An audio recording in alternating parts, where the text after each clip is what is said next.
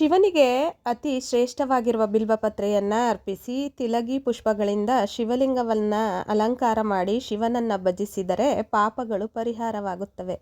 ಮೋಡಗಳೇ ಇಲ್ಲದ ಶುಭ್ರ ಆಕಾಶದಲ್ಲಿ ಶಿವಧ್ಯಾನ ಮಾಡಿ ಆರಾಧಿಸಿದರೆ ಅತ್ಯಂತ ಶ್ರೇಷ್ಠ ಎಂಬ ನಂಬಿಕೆಗಳಿವೆ.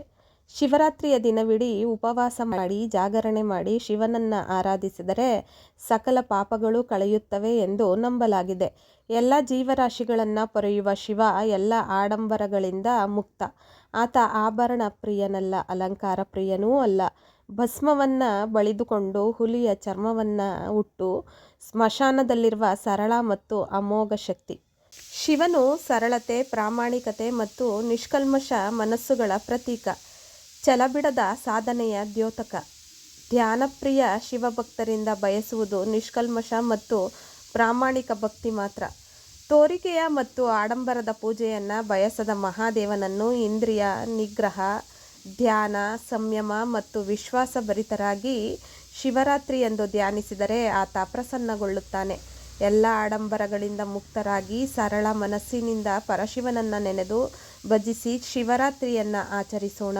ಸರಳತೆ, ಪ್ರಾಮಾಣಿಕತೆ, ಸತ್ಯ ಮತ್ತು ಶಕ್ತಿಯ ದೇವತೆ ಈಶ್ವರ ಲೋಕದಲ್ಲಿರುವ ಸಕಲ ಸಂಕಷ್ಟಗಳಿಗೆ ಪರಿಹಾರ ನೀಡಲಿ ಎಂಬುದು ಎಲ್ಲರ ಕೋರಿಕೆ. ಮಹಾಶಿವರಾತ್ರಿ ರುದ್ರನ ಮಂಗಳಕರ ರಾತ್ರಿ. ಮಾಘ ಮಾಸ ಕೃಷ್ಣ ಪಕ್ಷದ ಚತುರ್ದಶಿಯಂದು ಆಚರಿಸಲಾಗುವ ಶಿವರಾತ್ರಿ ಶಿವಭಕ್ತರ ಪಾಲಿಗೆ ಮಂಗಳಕರ ರಾತ್ರಿ. ಹಗಲು ಉಪವಾಸವಿದ್ದು ರಾತ್ರಿ ವೇಳೆ ಜಾಗರಣೆ ಮಾಡಿ ಶಿವಧ್ಯಾನ ಮಾಡಿ ಶಿವನ ಕೃಪೆಗೆ ಪಾತ್ರರಾಗುವ ಶುಭ ದಿನ.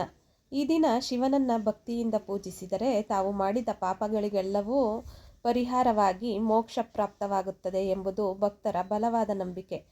ಮದುವೆಯಾಗದ ಹೆಣ್ಣು ಮಕ್ಕಳು ಶಿವಗುಣ ರೂಪಿಯಾದ ಅನುರೂಪ ಪತಿಗಾಗಿ ಪ್ರಾರ್ಥಿಸಿದರೆ, ಮುತ್ತೈದೆಯರು ಪತಿಯ ಶ್ರೇಯೋಭಿವೃದ್ಧಿಗಾಗಿ ಪ್ರಾರ್ಥಿಸುವುದು ಸಂಪ್ರದಾಯ.